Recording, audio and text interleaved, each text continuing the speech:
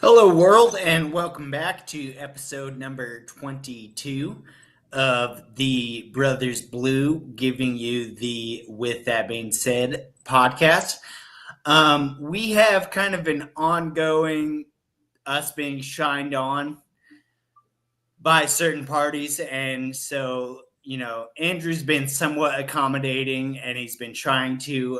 Steven has not been. And we're going to get into that in a different episode because we don't want to talk about that right now. So, anyways, with that being the case, we're going to try again to get back onto his podcast or have him on our podcast. Today, our topic will be political theory. And specifically, we're going to get started in our dive into anarchism, which is a very fun subject to talk about. So, with that being said, that is Brother Kyle. And that is Brother Cody. And just to reiterate, the first point you were making is that, and again, I'm not afraid to reveal our strategy, but the whole idea is playing the long game. Right. So we're going to continue to do that.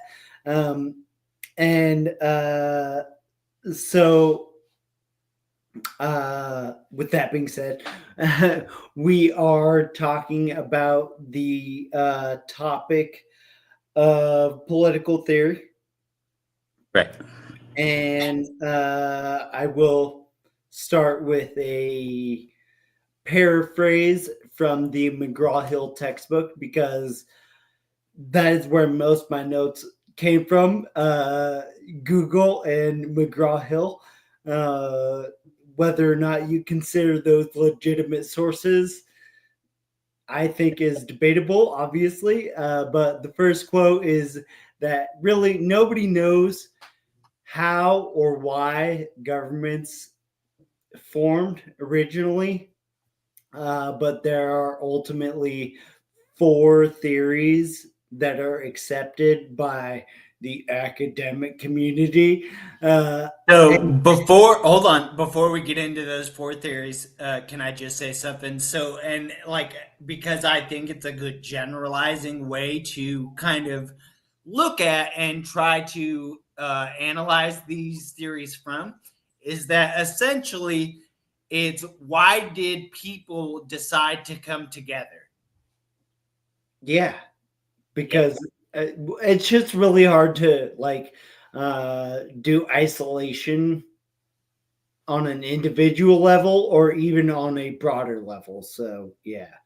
And some of the philosophers like Proudhon and other guys have very individualistic type of ideas that are interesting for the idea that they integrate it in that helping the individual helps the community. So yeah, well, and to go further into the history, which we're going to get into, is Kropotkin is seen as the father, and we didn't really talk about this though, is the father or seen as the father of anarcho-communism. And so that's a whole different thing that we'll get into later. But yeah, again, that just goes into the history of these guys. And right. These aren't new ideas either. That's the thing. It's these are not new ideas. This is very, very old stuff. Yeah.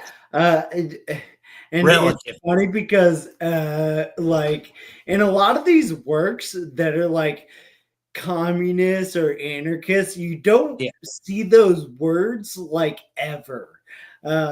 And it's funny because the main writers of, again, those theories, right, you don't see those words in them a lot. So yeah. Right. So do you want to go over the 4 theories for why people organize? Yeah, so the first one is evolutionary theory, and obviously I love that, but the idea is that humans have evolved, and society and the structure of government has evolved with humans. That's why According to some, we're at So like most advanced levels of government, but also like the most advanced levels of human evolution. exactly. And so that's funny. And I just want to interject real quick on this one because the word evolution is right smack dab in the middle there. And the video that we're going to reference later, which is the introduction to the history of anarchism, that video specifically talks about Darwin, his theory of evolution, and how different animals have been shown to collectivize and like work together and just like create communities. And it's like, this isn't just humans, this is animalistic nature to So like get together and help each other. what you just said is the argument that Kropotkin made in mutual aid. Correct. I'm Mutual aid. That's currently reading exactly Mutual Aid by Kropotkin, and that is literally the argument that he makes. correct. Yeah. I wasn't, I'm not sure if you were aware of that or not, but So I need to do, and so that's the thing is I mentioned another guy. I know we're both familiar with we don't. Proudhon, but Yeah. the other guy that I mentioned earlier that you said you weren't, Stigler. I think it's Max Stigler. Either way, he's a German dude, and he came like after, like Proudhon and shit like that. And so, like again, this guy, the reason I don't agree with him a whole lot is because his views of anarchism are rooted much more in the individual than it is the community, and that's just not how I am personally. Yeah. Dude. And sorry, that was my dog. But she, like, literally the whole thing just shakes. Thanks. Yeah. So that's an unfortunate aspect. Can I get on to the second Yep. point? Yep. So, and this is because it is force theory. And the idea behind force theory is that all governments are created through, and we'll get into this later, negative coercion, because coercion doesn't necessarily have to be bad. But force theory is the idea that all governments have been created through negative coercion. Right. Exactly. And so, A big theory posited by Murray Rothbard, who wrote and Anatomy of the State. Yeah. And when you put it that way, it's hard to actually argue against it. And that's my thing is like, that's why we'll get into it later, but that's why I like pacifist anarchism so much because like the non-violent like agreement is like something I take so seriously that it just it what This is the social contract theory that we're going to bring up later. That's yeah the idea, is that like I force oh theory yeah right yeah. force theory is very myopic in that like it again like there are governments that weren't created through negative coercion. You'll be coerced in doing the right thing. And the one that I think of is that old English company that was like out there for boat rescuing. Yeah. Yeah, like what they were just out there rescuing people that were lost at sea. Yep. Yep. So Yeah. that's pretty cool. Yeah, it's literally like the definition of humanitarian. So, but that's a Yeah. we talked about the foreign policy thing and all that. Yeah. All right, so let's keep going. And I don't Yeah. like the next one, but go ahead. Yeah, we can go over this kind of quickly. But Yeah. like the thing is, I'm a history teacher, so the Right. unfortunate reality is the next one is divine right theory, and that's basically providence or whatever. It's like God put me in charge. Right. I'm in charge It's because it's God. so arrogant again. Yeah. But what's unfortunate also is that like it happened in China, Africa, the Americas. Like, dude, literally everybody of every ancient society basically was like, "Well, I'm God." Yeah. Yeah. Yep. So I that's don't like divine right there. Yeah. Yep. I don't know why that's third. Maybe it should be first. And it's not my cup of tea, so It the next one is good. You want to do that? Social contract theory. Yeah, and so this is one I'm actually going to read the definition for. So social contract theory, according to Google, posits that individuals voluntarily give up freedoms in exchange for the benefits of living in a society governed by rules and laws. Right. So, social again, it's like that's it's like reality, like capitalism, but we'll get into that. That's a whole different So thing. It's just like that's just kind of the world we live in. right, right, and so like I will say, and this is what it is people get together collectively and they give up some freedoms in exchange for benefits, right? And so like that's the main idea Yeah, is that, and so like that's the thing is like, yes, you can protect yourself by having a pistol in your bed, but I can't go buy a tank. yeah. National security is a huge one. That's a big one when it Like, comes to anarchist theory and something that I actually think we should do a part two on, where we just kind of deep dive, drill down on anarchism, because there are a it's lot great. there are a lot of things that the government provides, like national security, where it becomes a real question in the theoretical anarchist society. It's like, how do they provide national security? Right. Yeah, Yeah. Yep. You're right. You're right. yeah. I feel like these are legitimate questions, but we'll get there at some All point. right. So let's dig a little deeper into anarchy and anarchism. Do you want to read your McGraw Hill definition, and then we can go from there? Or? Yeah, because this is perfect. Anarchy results when people choose to live in chaos and turmoil, where mobs rule the land through might and violence, a state without government or laws. All And right. so to Hold on. no, okay, go ahead. Well, I didn't say this off camera purposely because I wanted to talk to you about this. I think that definition is somewhat problematic. Um, Specifically, I think it has like some vitriolic language. Um, and yeah, it says mobs rule the land through might and violence. We are going to get into literally my favorite version of anarchism is called pacifist anarchism, and violence is like literally the antithesis of that whole way of thinking. Yeah, there's another one. Isn't it called criminal anarchism? Like Well, no, there's illegalism, which is illegal, yeah. yeah, So that's my other favorite one. that's kind of exact mobs ruling the land through violence, but also no, this goes into like the idea that like most people who claim they're anarchists aren't like the kids running through their grandma's backyard in Talladega Nights screaming anarchy. So that I understand that that's not what most anarchists mean when they say they're anarchists.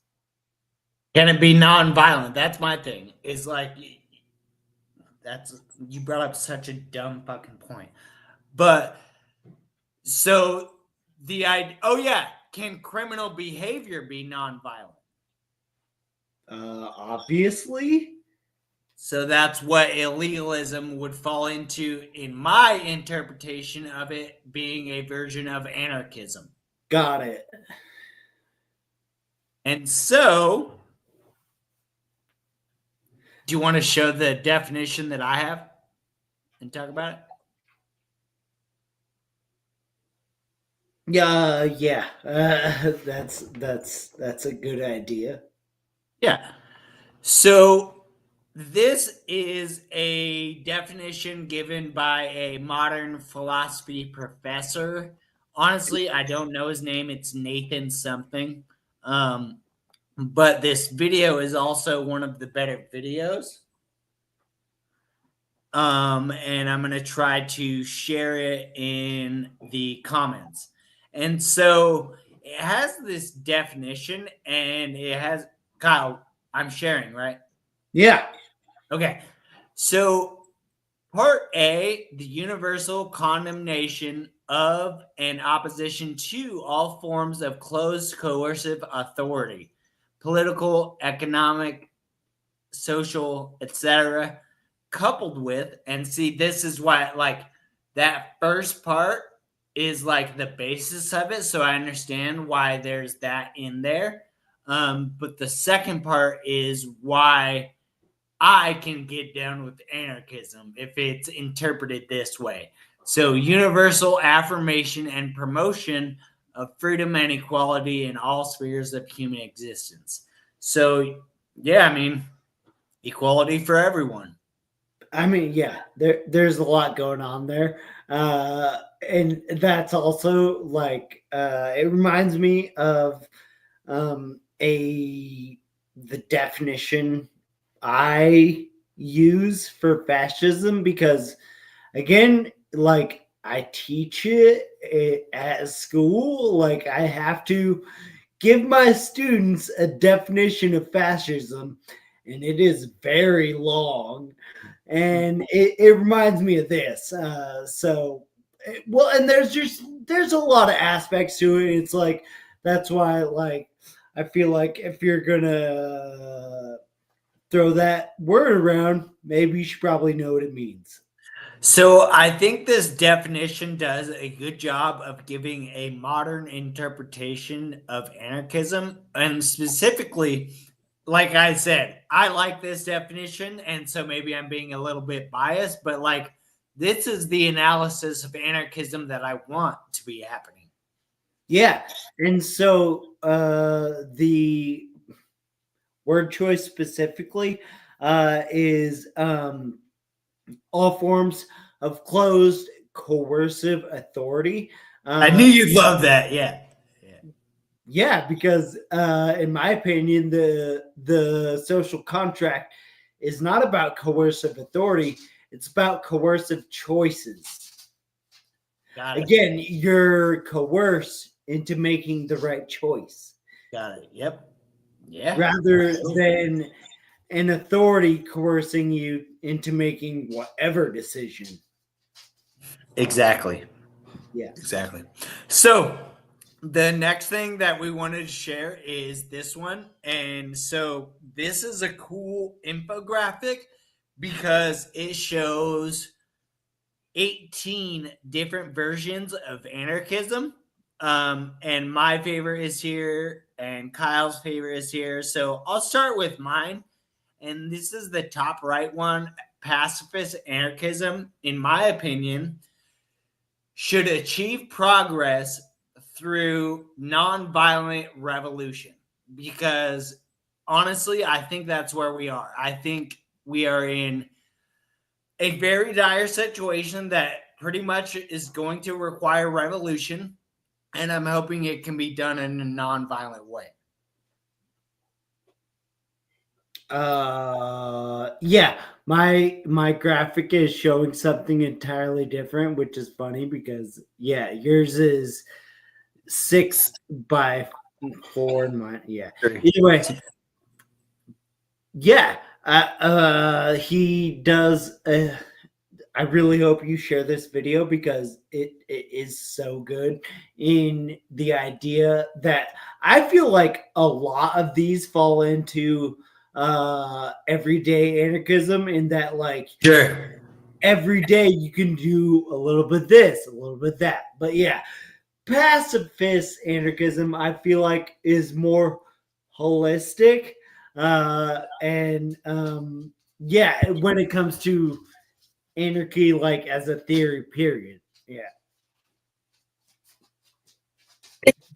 Excuse me. So my other favorite one is illegalism, and this is kind of what we were talking about earlier. Is I think criminal behavior can be done in a non-violent way, and as long as we are in, again, like I said, the system that we're in, I support all illegal activity. Well, this Well, kind of besides like pedophilia and shit, but like obviously.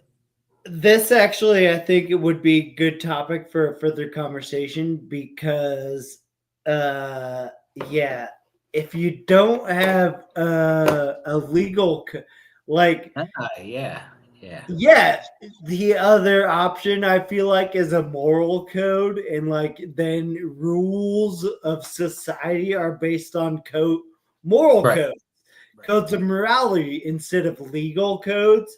Uh, Yep. and yeah, that seems problematic to me. Uh, yeah, so I lost my thing, unfortunately. Well, So, yeah, so you can do that. I'm gonna have to get up in here, but that's fine. So obviously the green anarchism and the eco anarchism are like big ones, but also like the feminist one and the queer anarchism is like, again, these are like, there's so many where it's like every day I want to practice like 7 different forms of anarchy. Yeah, right. Exactly. Yeah. Yep. And that's why this infographic is fun because it can help you identify how you're participating daily in anarchism. Yeah. And so like the other thing I want to think about is like, I don't know if it, because of like the concept of everyday anarchism and just like that, I don't know if it's scalable on like a massive level. Do Right. you know what I mean by that? Yeah. So like Yep. there's the egoist, Yep. or the market one, which is basically ANCAP's anarcho-capitalism, but that is also like, dude, I feel like anybody who wants to know about these should watch the video instead of listening to us. And so, with that being said, I'll say the last one that I'll bring up is anarcho syndicalism because this is something Yeah, that something that you've talked to me about to where I actually think I understand it. yeah, Um, and I really like the premise of it because basically it's like a, it's also kind of holistic, to be honest with you, in that like it's overreaching and broad in scale, and that like it's the masses, it's the syndicate, yeah. that Well, controls things. So but you know, these syndicates are like workers' unions, right? right, yeah, Yeah, exactly. yeah. That's the thing is like, I also like the idea of that being scalable, like because there's a Right, lot of these versions that just don't aren't. seem like it. Yeah, But anarcho syndicalism, I could almost get on board with. Yeah, absolutely. All right, let's get out of here. So we are trying desperately to make a collaboration happen. Um, and in lieu of that not happening, I guess we'll probably continue next week with yeah, political theory, unless we decide to talk about something else. Because I actually have some ideas. Oh, and I sent you a package today with some hot sauces in it, so we can do a wing yeah. I was video thinking soon. actually we should do a food based video. Yeah, and so I was Yeah, thinking our next food one, we should actually talk about something while we're eating the food. So okay, yeah, that's not a yeah, bad idea. But also in the effort of just like reaching out, I would yeah, love to do a one-on-one with Andrew, with Steven, and I would love to be invited on any of the panels that Steven does right, because exactly. yeah. I don't know, I just feel like we're being snubbed. Yeah, and so that's the thing is like we just want to be included. Yeah. That's all we're asking. We're not asking for too much. And I also understand, like, I'm not going to use the word mercurial, but yes, I can be difficult to converse with. I understand completely. Like, literally, this is Cody, my brother, where we like, and he hangs up on me sometimes when we like are not agreeing. So Okay, I, but with again, just not, I can understand that I'm not the most agreeable person. no, but that hasn't been the case for a long time now. And like that's the thing is every single communication that you've been a part of, you've been absolutely congenial, Yeah. especially for like the last, I don't know, probably like 2 years. Yeah. Thank So you. yeah. I wasn't throwing you under the bus. I'm sorry. No, it's just yeah, it's getting old. So Yeah. No, it totally is. Like yeah, I just yearn for collaboration, so that's all. yeah, and if they think that if anyone thinks that's going to be the way to move forward, then let's make it happen. Please. All So right. So that with that being said, knowledge is power.